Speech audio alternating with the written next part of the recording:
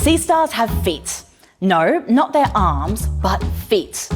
Sea cucumbers also have feet. In fact, these animals are a lot more similar than you might think. Let's find out more on this episode of Creature Features.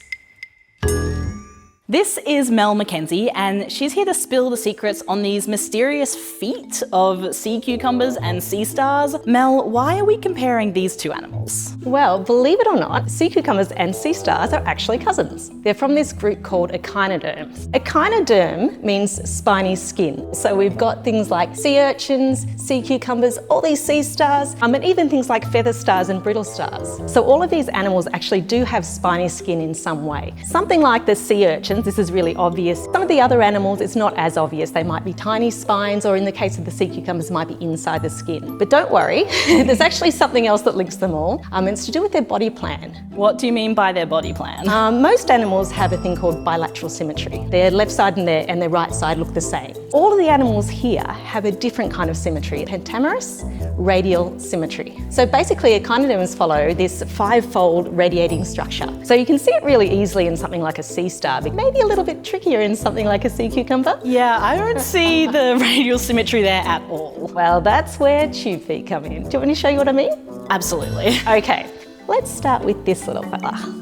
So here you go, really typical looking sea star, nice 5 arms. Now running along those 5 arms, you'll see ambulacral grooves. Now in those grooves, can you see the little projections? Those are the tube feet, and they're even easier to see on something like this giant sea star, or even more so when they're actually moving.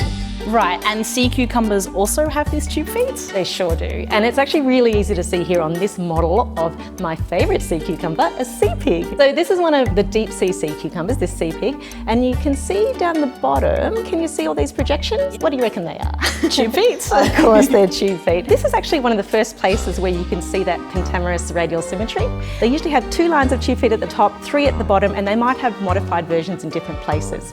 So in this one, it really is modified. So the tube feet on top here have been modified into being papillae.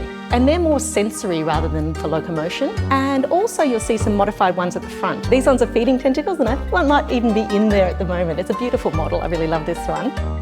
And how do these tube feet work?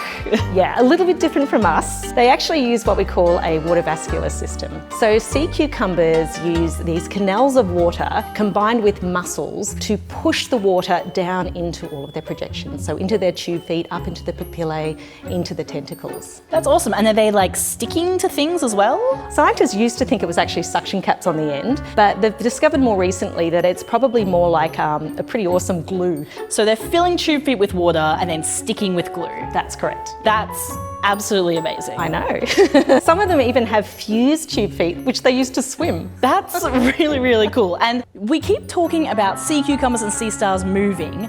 Where are they going? Because they don't seem to be moving anywhere particularly quickly. Well, to us, they look like they're moving super, super slow. But if you were to watch them, you'd see that they're moving either towards food or away from predators, which kind of makes sense.